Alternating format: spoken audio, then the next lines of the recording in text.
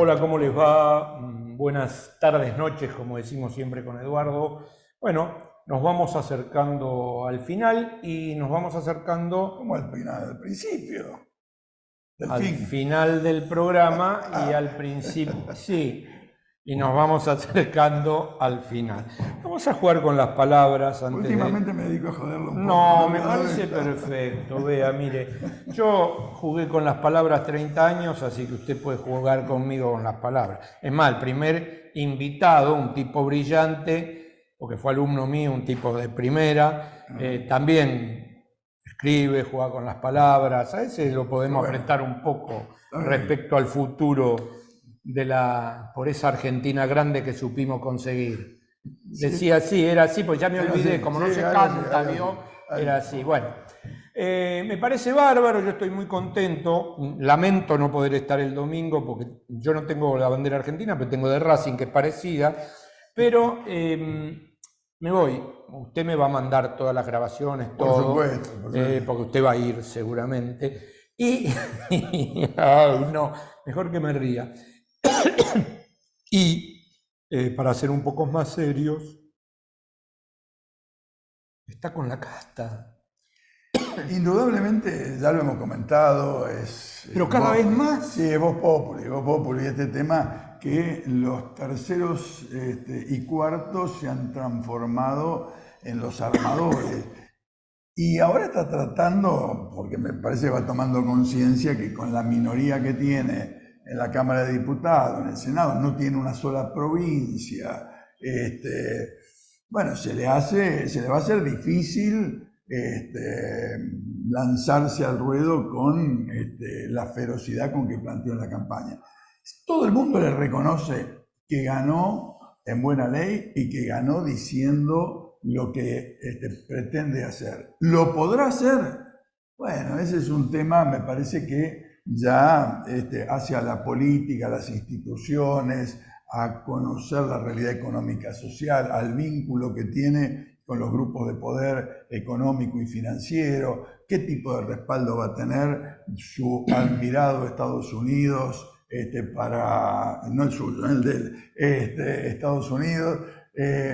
Me parece que hay una cantidad de cuestiones que hay que ver cómo se van alineando el planeta. Yo no quisiera desilusionar a ese 55, 56% de votantes, pero pienso que el futuro que le espera a la Argentina es muy malo.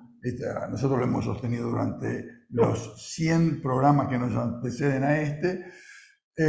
La verdad, desearía equivocarme por los argentinos, por los sectores pobres de la Argentina, por los humildes de la Argentina. Porque como siempre hay algunos pícaros que se benefician de todas las políticas, de las buenas y de las malas políticas. Hay algunos pícaros que saben moverse en esas circunstancias y se benefician. Pero los sectores populares, los sectores de abajo, los sectores que necesitan de la educación pública, de la salud pública, del subsidio al colectivo, a la luz, al gas, para poder comer y en alguna medida tener esperanza de salir de esta situación que no supo resolver el gobierno de Alberto Fernández. La verdad, ese es otro tema que no puedo dejar pasar. Alberto Fernández no asume, yo creo que en todo caso la actitud que él está teniendo ahora de no asumir las dificultades con que llegamos después de 4 años, con casi la mitad de la población por debajo de la línea de pobreza, con la mitad de los pibes por debajo de la línea de pobreza, con un salario que corre de atrás, el no haber asumido, el no asumir en las notas que ha hecho todavía, es sinónimo de cierto autismo que nos perjudica a todos los sectores políticos de la Argentina y que discursos como el de Milei contactan con como si fuesen salvadores y transgresores, todo eso. Veremos qué es lo que hacen, porque no solo con gritar y cacarear se pone huevo. El sábado fui a la casa de Milei, mire. En realidad fui a la casa de un juez federal que va a estar en la fiesta que usted organizó y a 3 casas la casa de Milei en Benavides. Ah, mira. No estaba el auto, no sé si No, estaba, si está viviendo por ahí acá. estaba dentro, estaba el auto, ese auto negro, el Peugeot, y estaba el auto de la gente con la que él habla, que no es un auto, es una camioneta, la de los perros. ¿Vio que él habla con los perros? Sí. Bueno, entonces estaba la camioneta, o sea que los perros estaban. Ahí están. Mejor no acercarse porque son unas bestias claro, así. me Bueno. imagino. Allá el joven dice que nos falta un minuto. Yo, a ver, como dicen por ahí, si le va bien, nos va bien a todos. No es así. No es así, no joda. Si le va bien, le va bien, le va a ir bien. No me deja meter un concepto. Perdón. Uno solo. Se reunió con Duhovne. No sé si los muchachos que nos ven, las chicas, saben quién es Duhovne. Se enteraron los 4 años de Macri lo que hizo ese muchacho, ¿no? Yo, permítame ser escéptico en esta historia, ¿no? Y no creo que lo que él vaya a hacer bien nos vaya a hacer bien a nosotros. No, lo que yo digo, y no quiero extenderme, es que hay una expectativa, como siempre, de un cambio de gobierno. Sí, bestial. Hay un gente, 56%, Eduardo. La mitad, digamos, 1 de cada 2 tiene expectativa.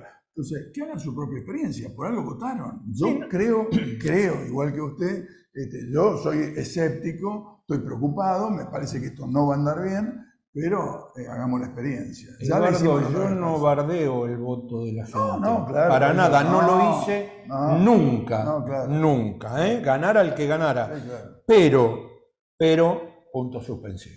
No, y también le digo, para redondear, ¿quién está en condiciones de subirse arriba de la pirámide y de decir yo nunca me equivoqué? Porque yo me equivoqué muchas veces. Y lo de Alberto Fernández no voy a emitir juicio porque nos sacan del aire, nos borran el programa y demás.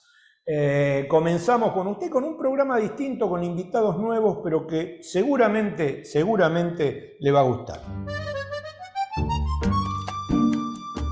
Como le dijimos, hoy vamos a tener invitados nuevos y realmente es un placer para mí porque lo conozco hace muchísimos años, desde que volví de Francia, y conozco lo que es intelectualmente, conozco lo que es escribiendo, conozco muchísimo de la vida de Pablo Castillo, que hoy es licenciado en psicología, experto en comunicación, asesor en la legislatura de la Ciudad de Buenos Aires, el diputado de Salle, que estuvo aquí en el programa. Es un placer tenerte con nosotros y decíamos con Eduardo que, habida cuenta de tus experticer, podés hablar mucho de lo que va a venir.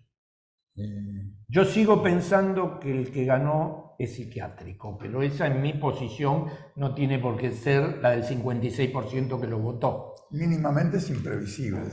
Mínimamente. Gracias por venir. Gracias a usted por la invitación. Este fue un debate en la campaña muy intenso dentro de las distintas corrientes, colegios, grupos PSI, sobre cómo ubicarse en relación a Milei. Y cómo ubicarse en relación a esta cuestión, digamos, de la cuestión más de los padecimientos psíquicos. Yo la verdad que ahí tengo como un punto inclusive de tensión con muchos colegas, compañeros, porque me parece que si algo aportó la psicología o el psicoanálisis a la discusión, a la problematización de la salud pública y la salud mental, es haber como cuestionado, fin del siglo XIX, principios del XX, la mirada esta médica que que había enfermos pero no había enfermedades. Claro, que había enfermedades pero no había enfermos. Claro. ¿No? O sea, que entonces con determinados síntomas o con determinada sesión diagnóstico y se ubicaban las personas más allá de los componentes subjetivos, personales, en una situación, en un padecimiento determinado. Era inclusive mi crítica sobre algunos periodistas que también lo hacían lo mismo con la ex vicepresidenta, y entonces me parecía que ahí un tema con Milei que era complicado cómo abordarlo. También es cierto que Milei es un personaje público, presidente de la República, y a través de su propia narrativa en los medios, con sus gestos, con su silencio, con sus malos entendidos, con su ubicación. Con su ira. con su ira, te daba ciertas pautas en relación a cómo podía ser como presidente, ¿no? O sea, una cosa que sí creo que podemos decir es que Milei tiene poca o nula cuestión en relación a tramitar la frustración. Y esto, digamos, para ser presidente es un problema, digamos. Quizás sin, no sé si A mí me queriéndolo. interesa eso. Yo que no tengo nada que ver con el mundo, el sí. mundo, sí, claro.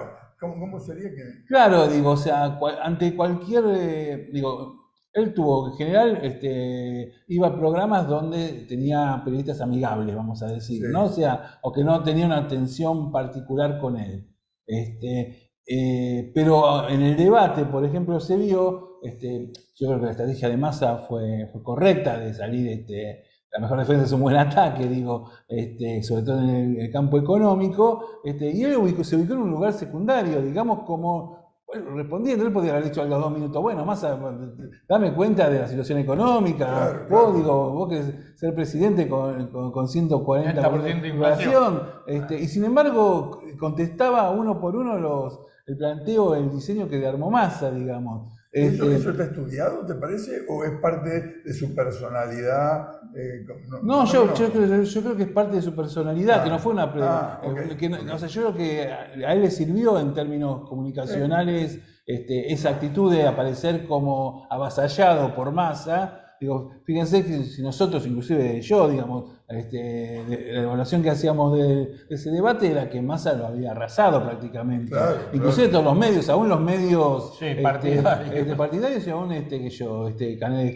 periódicos más afines con su política, con el pensamiento, tanto en La Nación Más como en La Nación, había periodistas que decían que había perdido el debate, ¿no? Que es raro generalmente que en un debate, sobre todo en balotaje, siempre encontrás algún elemento que te permita decir, bueno, pero en este punto estuvo superior, o a lo sumo es como en el boxeo, te sacan un empate. Sí. Pablo, ahora que lo decís, recuerdo, por ejemplo, que me llamó la atención y lo comenté en casa y con compañeros, el gran diario argentino lo daba perdedor y La Nación también, digamos. O sea que fue una percepción que tuvo, si se quiere, claro. Los medios o el periodismo en general, digamos, ¿no? Claro. Más allá de grietas y otro tipo de cosas. Ahora, la mirada que tuvo la gente o los votantes de Milei, básicamente, fue distinta. Fue como que en realidad ese lugar de vulnerado, digamos, les permitió como una cierta identificación por ahí con todas estas cuestiones que están pasando, no solo en estos 4 años, sino que vienen arrastran del gobierno de Macri, sobre todo, digamos, que de hecho es la consecuencia de claro. también estos 4 años, y entonces encontrar a alguien como desválido en esa situación, le jugó a favor más que en contra, digamos. Más como víctima, digamos, claro, en este caso. Creo que inclusive, digo, si uno lo mira con el diario del lunes, un error para mí, digo, ahora, digamos, porque yo en ese momento tampoco lo vi, digo, de Unión por la Patria, fue como que tuvo una campaña excesivamente racionalista, ¿no? O sea, y que,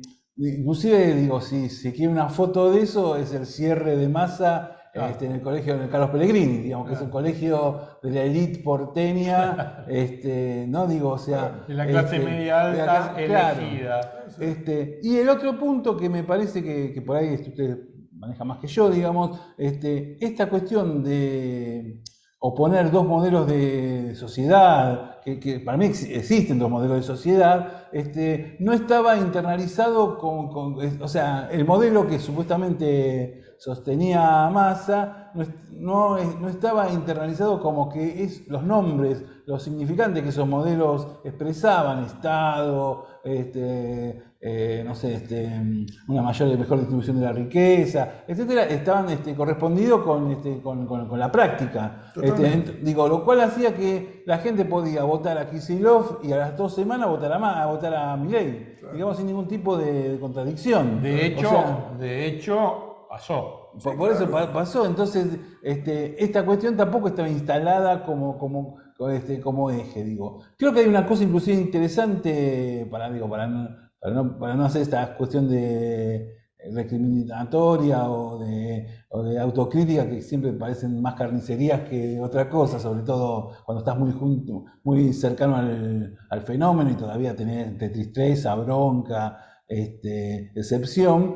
Es que me parece que lo que logró Massa sí es yo no sé si un acercamiento, pero por lo menos una posibilidad de diálogo con sectores medios urbanos, que al peronismo sobre todo y al Frente para la Victoria en su momento hacía bastante que le costaba llegar, ¿no? O sea, ese 44-45% en la capital federal me parece que es muy valioso en ese punto y abre ahí unas perspectivas porque esos sectores yo creo que también van a ser los más perjudicados, por lo menos en un principio, y los que tienen menos herramientas como para operar o para defenderse, ¿no? O sea, también tienen condiciones materiales mucho mejores que los sectores populares, pero digo, esto también puede crear una relación, un nuevo margen que saque al peronismo de la lógica de hablarle solamente a su periferia, digamos, o a los sectores más postergados, y genera un proyecto de país hacia adelante, digamos, ¿no? O sea, que no sea solamente defensivo, sino también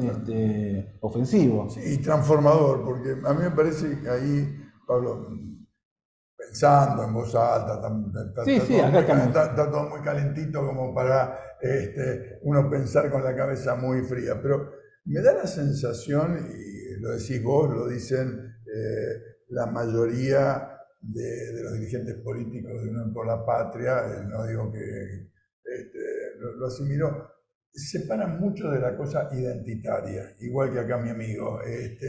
Yo creo que hay que reivindicar, por supuesto, la historia argentina con sus movimientos nacionales y populares. Me parece muy importante el irigoyenismo y el radicalismo, el peronismo y sus recreaciones. Pero me da la impresión que estamos frente a un desafío que es, si vamos a ser capaces de reencontrar las raíces nacionales, populares, transformadoras, que se expresan en más de una identidad.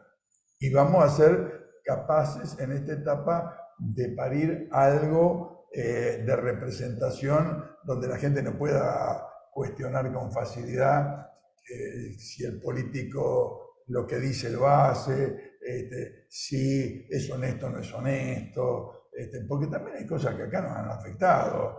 Yo no sé si Saurralde se las llevó todas o no se las llevó todas, pero nos lo hicieron estallar en el momento justo para golpear a Massa en un momento de ascenso de la campaña electoral. Y para la gente, para la mayoría de los que nos están viendo, para la sociedad, que un político sea chorro es casi una lógica. Y me parece que tenemos que erradicar ese tipo de cuestiones, ¿no? Sí, no, y además era muy difícil militar esa semana explicándole a compañeros que viven en el fin de la matanza, claro, que es posible hacer un cambio transformador, claro, cuando tenías la foto de Insaurralde en un yate, digo, claro, ¿no? O sea, y ahí la verdad que no es que echarle la culpa a los medios hegemónicos, al Back News, digo, la verdad que es un hecho que existe. La única verdad es la realidad, dijo alguien. Claro, digo, entonces eso obviamente es un tema que pegó también internamente fuerte, claro, porque claro, estás como de 4 años bastante decepcionantes del gobierno de Alberto Fernández y encima te cae en medio de la campaña. Te pega Tyson en el primer round cuando recién entraste en frío. Sí, ¿Cómo no te va a noquear? Entonces, levantarse a eso, era muy complicado, más allá, nada que hicieron rápido, lo removieron y demás, el daño estaba hecho. Claro. Ahora, con respecto, me interesa lo que vos decís con respecto al tema de las identidades, porque es un tema, es una discusión, digamos. Yo creo que la crisis, que es una crisis para mí epocal y de la identidad como sustancia, hoy esos significantes me parece que están agotados, digamos, ¿no? O sea, eso no quiere decir que no haya una memoria colectiva, no, que puedan recuperar, pero digo, hay que resituarlo con las necesidades de ahora. Digo, pero esto pasó siempre, digo, a ver, Perón cuando va para la segunda reelección, digo, después de una gestión, no sé, por lo menos para los peronistas, Sí, claro. Bueno, excelente, buenísima y demás. transgresora, transformadora, Claro, revolucionaria. Sí. su discurso era lo que iba a venir, el plan quinquenal, vamos a hacer, digo, era hacia adelante. O sea, como decía Galeano, digo, la utopía tiene que servir para caminar. O sea, no es que dijo, vótenme por todo lo que hice. Eso ya estaba, era parte del ADN del pueblo argentino, de los ferrocarriles, digo, o sea, la soberanía, digo, la propuesta era, bueno, eso puede también a veces es difícil también en esta coyuntura, pero faltó perspectiva hacia adelante, ¿no? De futuro. Ahora, discúlpame, a mí, al menos lo hemos hablado acá con Eduardo en el programa, me preocupa mucho más, a pesar de que le han serruchado el piso salvajemente en estos días, porque vos también sos un estudioso de la comunicación y los derechos humanos, me preocupa mucho más la vicepresidente, ¿sí? Porque ahí no es mirar al futuro, es mirar para atrás, pero del otro lado. Sí, y además me parece que... La vicepresidenta electa. Claro. Claro, no, seguro. ¿Viste lo que es el sectarismo? A mí me dice vicepresidente y pienso en Cristina. No. Pero, digo, ahí me parece a mí que la vicepresidenta es una mujer inteligente, tiene un proyecto que Milei por ahí tiene títulos nada más, y es un proyecto de los sectores más reaccionarios de la derecha y de la ultraderecha, digamos, o sea, no es solamente nombrarlos y que sea un espíritu de época que pasa también globalizado en países centrales y en otros lugares del mundo, sino que tiene un recorrido y un desafío muy inteligente en relación a trabajar con las fuerzas de seguridad, por eso llama la atención que la hayan serruchado, ¿no? Por eso digo, me parece que Milei tiene, dentro, digo, no estoy hablando a favor, pero digo, va a haber contradicciones, digamos, que si somos inteligentes y podemos manejar un poco más los tiempos, van a aparecer que en cuanto a densidad política para funcionar en las instituciones es muy débil, digamos, ¿no? O sea, y si bien, digo, Macri en un momento quiso como cooptar todo el esquema. Uno desde afuera piensa que de alguna forma lo logró, pero también es cierto que los lugares que él quería colonizar de la gestión, el ANSES, economía y demás, no pudo desembarcar, por lo menos por ahora, digo. Y de hecho Milei prefirió cerrar con Bullrich, que si uno lo mira en términos más estratégicos no tienen grandes diferencias o son parte del mismo esquema, pero es un tiempo también donde lo subjetivo, lo vos sabés mejor que yo digo, lo personal ya no es un elemento más o incide un poco en alguna definición más global, sino que muchas veces termina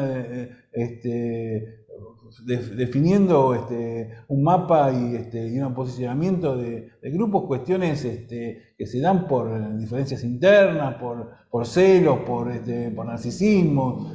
Digo, son elementos que uno los tenía como secundario, pero que hoy por hoy están en un nivel, digamos, que hay que considerarlos para discutir la política estratégica. Sí, pero la política de derechos humanos me parece que va a cambiar sustancialmente. Sí, eso hay temas, varios temas que van a cambiar.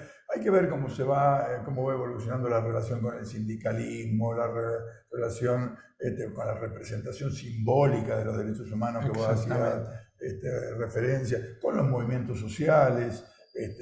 Acá, joda, pero acá tenemos 1.200.000 personas que bueno, Pérsico solo tiene 800.000 tipos.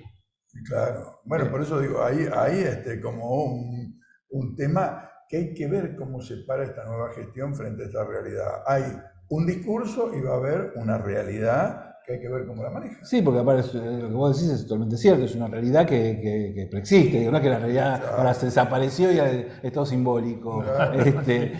Pero entonces digo, me parece que es un desafío porque además no conoce los mecanismos de cómo operar sobre ese campo, ¿no? O sea, el macrismo tenía armado con Stanley un esquema que ya apoyándose en la debilidad muchas veces de los movimientos sociales o las necesidades más urgentes. O el propio condicionamiento de los movimientos sociales hacia ellos y ellos hacia los movimientos. El macrismo dio más planes que Cristina. Sí, claro. Por eso digo que lo llenó o sea que paradójicamente, aunque comunicacionalmente esto no está instalado en el sentido común de la gente, resolvió con planes, ¿no? Sí, claro. Entonces digo, acá se plantea por ahí una mirada más represiva, pero la represión tiene un límite, digamos, o sea... Y si no, miremos lo que pasó con la dictadura. Sí, sobre el 44% de pobreza tiene un límite. Digo, aparte lo mismo lo decía Gramsci, los sectores hegemónicos tienen que en algún momento poner alguna articulación con los sectores populares o con los subalternos para poder resolver alguna cosa, no pueden reprimir todo el tiempo. No, claro, entonces, claro. me parece que es cierto que hoy Unión por la Patria puede aparecer como en crisis, como dificultad para reorganizarse, la falta de muchas veces para algún sector de un liderazgo que ordene es un problema, claro. Digamos, pero bueno, me parece que el peronismo siempre va a tener sus Cook y sus Bandor, digamos, ¿no? En algún momento el pueblo va a sintetizar y lo que sí creo que sacamos como conclusión de estas elecciones es que es necesario que el peronismo el movimiento nacional se mantenga junto, unido, porque no hay margen para vedetismo, digamos. Bueno, gracias por haber venido. Muchas gracias a ustedes. Muchas gracias, Pablo. Pero no diste diagnóstico sobre el compañero presidente. Vos sabés más que yo de esto. Sí, claro. Bueno, no, en serio, gracias Pablo. Gracias. Y bueno, no va a ser la última vez que te invitemos. Seguramente vas a aparecer en Políticas de Estado en otro momento. Vale, muchas gracias y el programa está muy bueno. Dale. Vamos a la primera pausa y después también seguimos con los invitados por primera vez. Morón es más prevención. Ante cualquier emergencia, ahora podés pedir presencia de policía, SAME o bomberos con un solo clic. Descarga la aplicación Morón Alerta. No lo dudes. Morón Alerta. Municipio de Morón, corazón del oeste. Acompaña a Política de Estado Puerto La Plata, un importante nodo logístico para los sistemas productivos de la región. Un puerto en continuo desarrollo. Puerto La Plata, el puerto del futuro.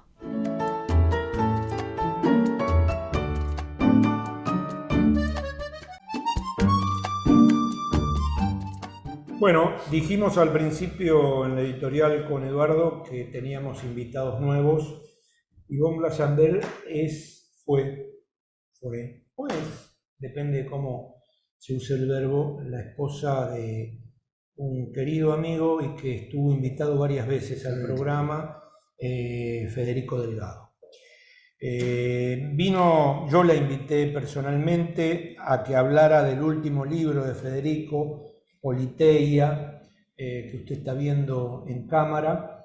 Y bueno, un poco qué difícil en el mundo de la justicia encontrar un tipo como Federico, ¿no? Sí, muy difícil, y él eso un poco lo padeció también, ¿no? Porque más allá de que era muy querido en cualquier ámbito en el que se moviera, dentro del ámbito judicial no era tan querido. Muy respetado, sobre todo por las segundas líneas, los empleados, muy querido. Hemos recibido muchísimas muestras de afecto, lo cual demuestra el cariño que le tenían, y bueno, por la calle nos sigue saludando gente, pero entre sus pares quizás no había tanto amor. Bueno, pero que era en todo caso un transgresor también en contenidos y en forma también. Entonces, verlo andar en bicicleta no es muy común en los paquetes de... Ni en bicicleta ni con la remera negra. Con la remera negra, claro. Su marca personal. Sí, claro. Sí, eso era. Bueno, era un poco transgresor en las formas, que eso sería lo de menos. Más allá de que es cierto que en tribunales el traje es como que te lo ponen y después para sacártelo te tienen que operar, más o menos. Claro. Pero sobre todo en el contenido. Era muy serio en su trabajo, y muchas veces sus dictámenes iban como mucho más allá de lo que normalmente se acostumbra, claro, que es como 5 renglones, sí o no. Bueno, no, él las fundamentaciones y las cosas que planteaba siempre iban con mucho contenido teórico y mucho trabajo detrás. ¿Qué es Politeia? Bueno, Politeia es el último libro, yo creo que el más ambicioso de Federico. Quizás por eso, bueno, le llevó más tiempo que los otros hacerlo.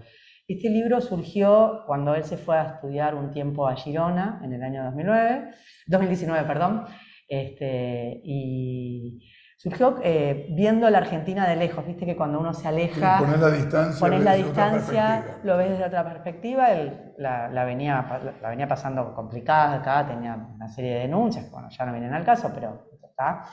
Pero la verdad que veía que había serios problemas. Y entonces empezó a pensar la manera de proponer algo, de analizarlo y proponerlo. Entonces es un libro muy crítico sobre las formas de gobierno en Argentina, sobre la política en Argentina, no la política partidaria, sino la política con mayúscula. Y bueno, es un poco una crítica y un análisis de todo lo que ocurre, y luego una especie de propuesta para tratar de mejorar esa situación. Bueno, los amigos catalanes que yo les presenté me decían que nunca habían visto un fiscal con ese contenido en el discurso, ¿no? Como que era un discurso muy pleno y realmente que en España no se consigue, ¿viste? No, bueno, allá nosotros, los amigos que nos presentaste, tuvimos una experiencia maravillosa. Fede dio una charla en un pueblo, en la plaza, porque estábamos saliendo del COVID, bueno, todo lo que eso implicaba, era invierno, no se podía estar adentro, así que la plaza se llenó de gente, y fue algo en Amer, divino. Y la verdad que fue muy lindo porque las preguntas que le hacían, la participación de la gente, a mí me sorprendió porque, bueno, venía un argentino, un fiscal de la Ciudad de Buenos Aires, por más fiscal federal que fuera, no tenía por qué generar tanto movimiento. Sin embargo, estuvo muy bueno y sí es cierto que ellos nos planteaban eso, que allá no se veía tanto. Pero bueno, acá tampoco se ven tantos. Hay muy buenos empleados judiciales a lo largo y a lo ancho del país, pero no sobreabundan tampoco, ¿no? Eso es realmente parte del tema de la justicia es parte de las críticas de la sociedad, el divorcio, la elitización, la imaginación, y siempre ponerse al servicio de los factores de poder. Muy parecido a lo que ocurre con la política hoy, ¿no? Y que en todo caso genera transgresiones como el voto, en mi opinión, equivocado, pero voto al fin de la última elección, ¿no? Sí, a ver, analizar la elección, bueno, yo no creo que esté en condiciones. No era el tema. Pero, porque bueno, la gente es libre de elegir lo que le parece. Pero sí la justicia, sí. Tenía más que ver con este tema de la justicia, de que hay que replantearse las instituciones. Sí, yo creo que sí. Fede lo planteaba, yo bueno, no puedo hablar por él, pero puedo sí plantear lo que yo creo de muchas conversaciones que hemos tenido a lo largo de 30 años de matrimonio. Pero sí, la justicia en este momento tiene serios problemas, pero durante mucho tiempo ha tenido serios problemas y se han ido profundizando constantemente, y la justicia normalmente suele estar siempre más cerca de quien tiene el poder. O sea, no es que lo hace, a veces es muy evidente, otras no tanto, pero suele ser como más compasiva. Fede usaba una metáfora, suele como acariciar al que tiene el poder, por decirlo, como ser más suave, y cuando no tenés poder, bueno, te da como más con un caño. Entonces, bueno, y por otra parte, se mueven así. Yo lo que percibo es que como nunca hay en las últimas décadas mucho lobby de factores de poder político, económico, de mafias de distinto tipo sobre el Poder Judicial. Sí, lo que pasa es que también es cierto que la justicia tiene que resolver cuestiones que son mucho más complejas que aquellas que empezó a resolver cuando se pensó el sistema institucional argentino. O sea, no es lo mismo la justicia en 1860 que la justicia en el 2023, porque los factores de poder son mucho más complicados. Sin embargo, no se ha ido ayornando institucionalmente eso. O sea, hay cuestiones que hay que mejorar, evidentemente que hay que mejorar, pero sin embargo cuesta mucho. Si nos ponemos a pensar en todos los intentos que hubo por modificar el sistema judicial, siempre terminan por algún motivo, buenos o malos, no importa, pero por algún motivo se truncan, porque hay muchos intereses creados detrás. Entiendo por lo que vos decías que el libro transita por estas cuestiones. Transita no solo sobre la justicia, transita sobre las cuestiones políticas de una manera más amplia. Ajá. No es solamente la justicia. Los libros anteriores de Fede eran libros que criticaban al sistema judicial y hacían un análisis muy riguroso de los jueces, de las causas, de los modos del Poder Judicial, como decíamos, el traje, cómo cambian, cómo caminan de otra manera, cómo algunas causas se mueven más rápido, se mueven más despacio de acuerdo al lugar esta persona esté en ese momento transitando en relación al poder. Esto es más amplio porque tiene que ver ya con la política en términos de relaciones de los ciudadanos. Interpersonales. Sí, interpersonales y de los ciudadanos, la responsabilidad, porque también es muy fácil echarle la culpa a las instituciones, a los políticos, a los diputados, a los jueces, cuando en realidad los ciudadanos somos todos. Y nosotros nos tenemos que hacer cargo como ciudadanos de los problemas que tenemos, porque es nuestra ciudad, es nuestro país, o sea, somos nosotros los que tenemos que intentar resolverlo. La idea del libro es proponer un poco cómo hacerlo. Lo que pasa que ¿Me lo vas a prestar o me lo vas a robar como siempre? No, este es mío. No, bueno, pero déjame mirarlo un poquito. De todas maneras, esto lo hablamos el último programa que estuvo Federico con nosotros, la injusticia, ¿no? Sí. O sea, justicia no, injusticia. Sí, bueno, ese era uno de los títulos de uno de sus libros. Claro. Sí, la injusticia. Suele pasar que uno va a la justicia para pedir una solución justa, pero también la palabra judicial está muy devaluada, entonces siempre va a ser injusto, para uno o para el otro. O sea, es muy difícil lograr el equilibrio. Entonces, lo más importante es construir para el sistema judicial una autoridad nueva en relación con su palabra, que su palabra valga. Hoy la palabra del Poder Judicial vale muy poco, muy poco. Lo dice un juez, dice algo, bueno, en la Cámara lo van a cambiar, después la Corte va a decir otra cosa. Entonces, lamentablemente, y cuando llega a la Corte y se resuelve, bueno, no, pero en realidad porque hay presiones. Y siempre la palabra del juez está como teñida de sospecha. Él, hablando en privado, me confesó que tenía muchas ganas de irse. ¿Del país o de la justicia? No, sí, bueno, de ambas dos. Y bueno, pasamos por una etapa de irnos del país, al final no lo hicimos, pero de la justicia sí estaba muy cansado, son muchos años, muchas presiones, un laburo muy difícil, viviendo cosas feas a veces cosas muy duras, a veces cosas horribles en términos de corrupción o de delitos de lesa, bueno, de todo pasó por su cabeza, entonces es complicado. Bueno, alguna vez cuando yo empecé a hacer televisión le puse a los jueces de Comodoro Pi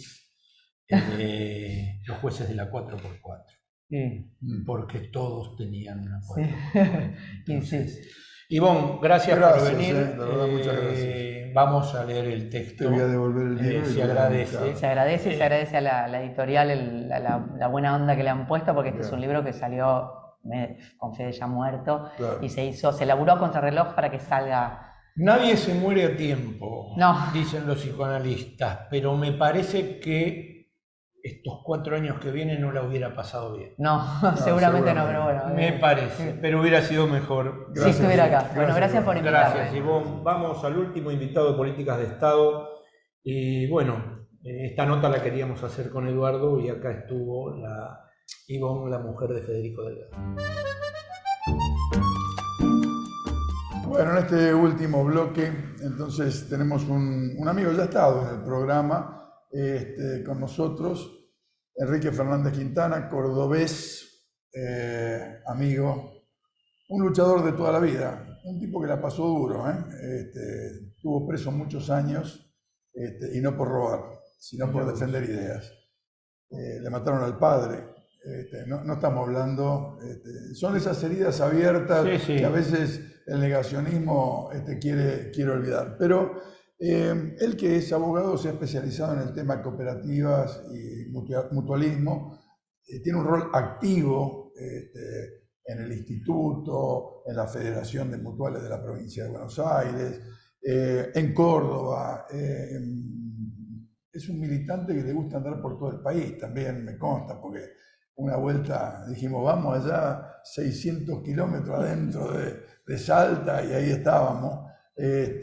Gallego siempre firme. Gracias por venir, Gallego. No, por favor, siempre es un placer estar al lado de ustedes dos. Con todo ese experticer, los 4 años que vienen me parece que van a ser muy difíciles, ¿no? ¿Qué va a pasar con las mutuales? Las cooperativas. ¿Cómo la ves?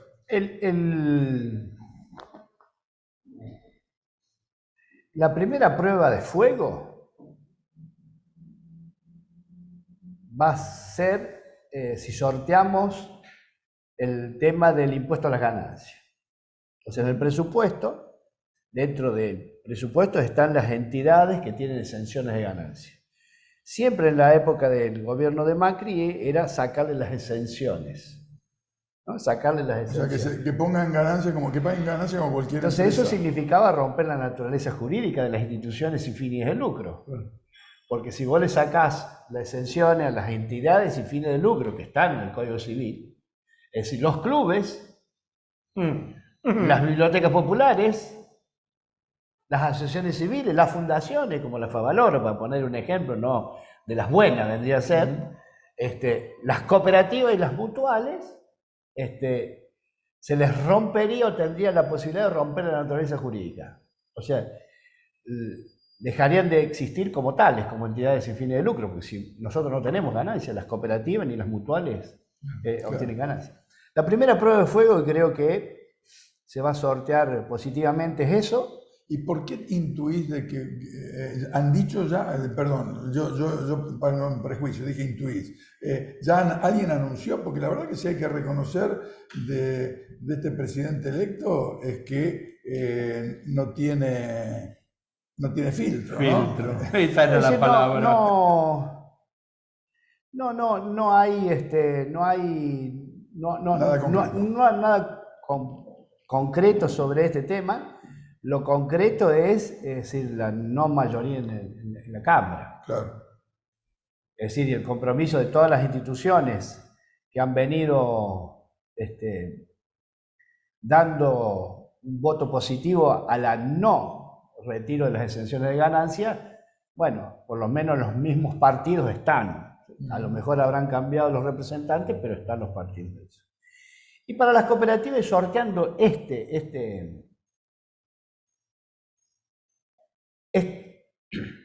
esta dificultad, siempre en las épocas de crisis, la gente busca alternativas a la crisis.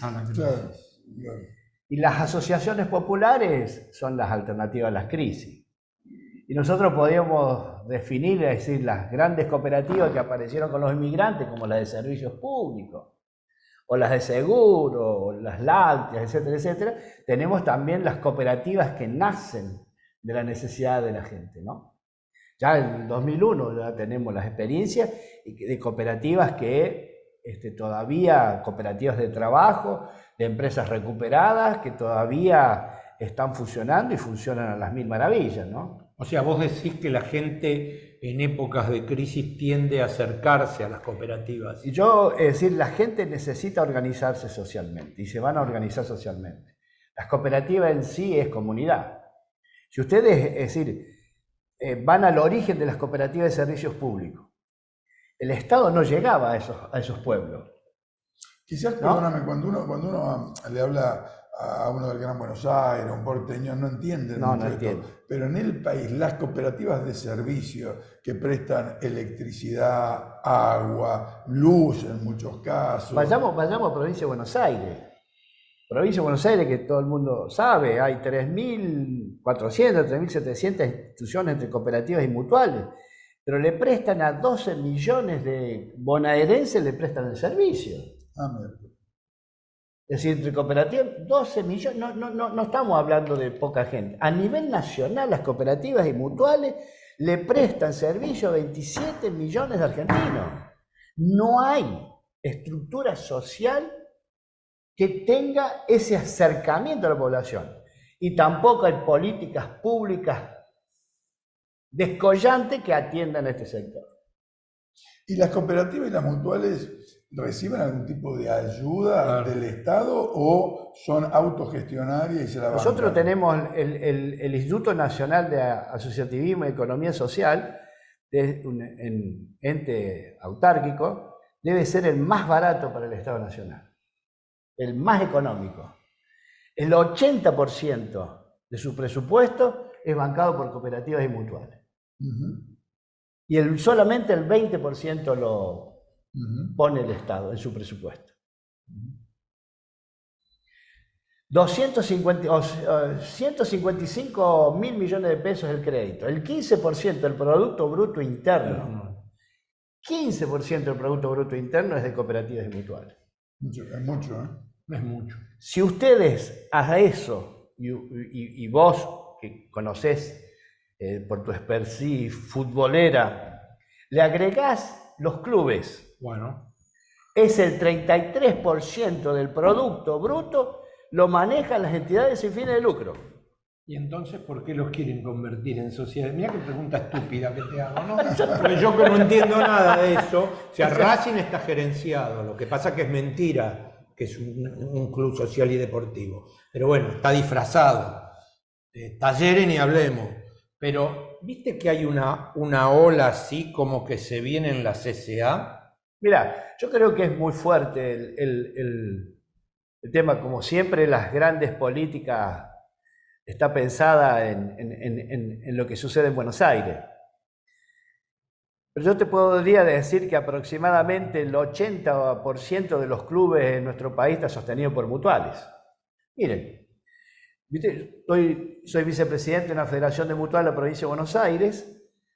Acabamos de modificar el estatuto y estamos generando uniones de mutuales regionales, ¿no? Y abrimos una unión de mutuales en Junín, 10 mutuales. Las 10 sostienen el club. Ajá. Mira. Sostienen que decir que se ponen. No, las ponen y vayan a ver los clubes que hay. Mira. Vayan a observar los clubes que hay. Provincia de Córdoba, Santa Fe, la mayoría del interior provincial está sostenida, las mutuales sostienen a los clubes. Y cuando digo sostienen, pónganse en la imagen que ustedes ven por la campaña publicitaria, Club San Jorge. San Jorge. Pónganse en la... Es una mutual. Ajá. Tiene hasta atletas olímpicos. Ujú. Es una mutual de seguros. No, una mutual. Una mutual. Con objetos diversos. Diversos. Ahora, las cooperativas y las mutuales, en general, ¿qué hacen? ¿Prestan servicios? Prestan servicios. Son diferente manera. Es decir, las mutuales se caracterizaban por hacer servicios sociales y las otras servicios operativos. Es decir, nuestros abuelos, es decir, cuando no tenían el teléfono generaban la cooperativa, cuando no tenían agua generaban la cooperativa de agua, cuando no tenían luz generaban la cooperativa de agua, y eso eran italianos y españoles, y todas las colectividades se juntaban para armar la cooperativa. Ahora, las mutuales nacieron para los italianos, para los españoles separados. Porque ellos hacían la polla para traer a la abuela, a la nona, los remedios de su propia comunidad. Con el transcurso del tiempo, evidentemente aparecieron mutuales ligadas a empresas, ligadas a fábricas, diversas, ¿no? A instituciones. Están los clubes. Y la última etapa, en los últimos años, vos decís desde el 2001, algunas han rescatado empresas en quiebra. Empresas y otras recuperadas. Han generado proyectos productivos. Totalmente, proyectos productivos. Es fenomenal, ¿eh? Bueno, es decir, toda la última etapa con el tema de las cooperativas agrícolas, de la economía familiar, ¿no? De la agricultura familiar. Es decir, se ha generado unos polos de distribución de mercadería del productor al consumidor. Sin intermediarios. Sin intermediario. Entonces vos tenés ahí... Claro. Miren, la cooperativa obrera de Bahía Blanca es una cooperativa de consumidores. Consumidores. Sí. 1 millón de asociados. Importante. Che, nos están haciendo señas, parece que nos vamos a tener que ir. Gracias, Gallego. Es vamos muy a seguir, interesante el vamos a tema. seguir, vamos a seguir. Repitemos a Alejandro, Sí, vamos. el gran conductor en este último tiempo del mutualismo a nivel nacional. Bien. Gracias por venir, René. Gracias por venir y vamos a ir profundizando en el tema porque me parece que va a hacer falta para muchos sectores de la sociedad argentina encontrar una forma asociativa Un de espacio. poder defenderse en su calidad de vida, ¿no? Y nos vamos, ¿no? Al puerto. Nos vamos al puerto para hablar sobre el tema del Canal Magdalena. Es un tema que ya lo hemos tratado en algunos momentos, sumamente importante, que depende mucho del futuro desarrollo de la provincia de Buenos Aires y de la Argentina, yo diría. Y de ahí nos despedimos. Y de ahí nos despedimos. Vamos a ver si podemos lograr testimonios de la gente que va a estar en el brindis que vamos a hacer por los 2 años y los 100 programas. Y bueno, como usted sabe, todos los sábados a las 19 por Somos Canal 7 de Cablevisión y 517 de Flow y por supuesto en el canal de YouTube Políticas de Estado. chau, que la pase muy bien y gracias por permitirnos entrar en su casa. Bueno, hola Eduardo, hola Ariel, hola amigos y amigas. Les prometí que los iba a molestar con el canal de la Magdalena otra vez y bueno, estoy cumpliendo mis promesas. Así que bueno, volveremos a hablar de la cuestión, porque como dije, como digo y como sostendré, es una cuestión estratégica, es una cuestión que debería ser política de Estado para los argentinos y las argentinas. Hace un par de semanas les comenté también que yo estuve en Uruguay, estuve recorriendo algunos puertos por allá, por Montevideo, y me enteré de algunas cosas. Como por ejemplo, aquí está el puerto de Montevideo. El puerto de Montevideo es realmente un buen puerto, tiene buenas características, pero tiene además una característica muy favorable, que es la capacidad de inversión que ellos están disponiendo. Al punto de que, por ejemplo, tiene una terminal de contenedores que tiene capacidad hoy para 1 millón de TEUs, más o menos 1 millón de contenedores por año. Bueno, están planificando una inversión, para lo cual hicieron una concesión que algunos uruguayos están discutiendo bastante. ¿Por qué? Por 50 años más, y van a hacer una inversión de 670 millones de dólares, 2 canales Magdalena, para que se den una idea, para ampliar esa terminal de contenedores y llevarla a casi 4 millones de contenedores por año. ¿Y qué contenedores piensan mover en Montevideo para tener tanta carga? No es un país que tenga un trabajo industrial tan poderoso como para mover todos esos contenedores. No, claramente los contenedores que quieren mover son los que se generan o que vienen a Argentina. Lo que les vengo diciendo, ellos se están preparando para tener un puerto concentrador en Montevideo, que los barcos grandes recalen solo en Montevideo y que desde Argentina mandemos con barquitos chiquitos nuestra carga para aquel lado. ¿Y quiénes son ellos? Bueno, ellos son grandes corporaciones internacionales. Son empresas muy grandes de terminales de contenedores, navieras que están asociadas con las terminales de contenedores y que ellos miran honestamente su negocio y dicen, ¿para qué me voy a meter adentro de la República Argentina? Que se arreglen los argentinos en traerme la mercadería hasta acá. Entonces, a ellos claramente no les conviene que Argentina construya el canal de la Magdalena y que tengamos un puerto concentrador en La Plata. No les conviene para nada porque le estaríamos sacando esa carga.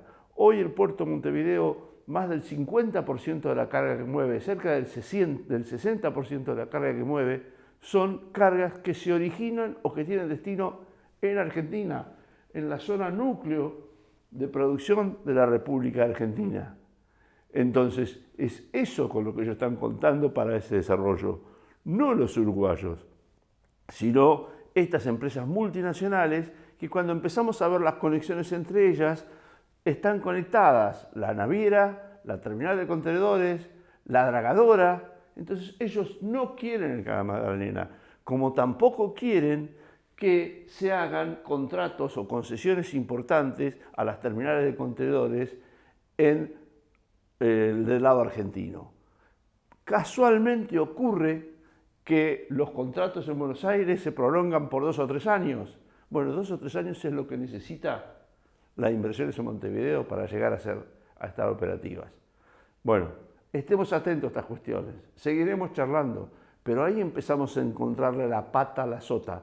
¿Quién se opone al canal Magdalena y por qué? Genuinamente, las empresas multinacionales que se ocupan de esta tarea. Y a lo mejor eso hace que algunas respuestas o algunos ecos de esas intenciones son las que hacen que se frenen las obras del lado argentino. Seguiremos charlando. Gracias.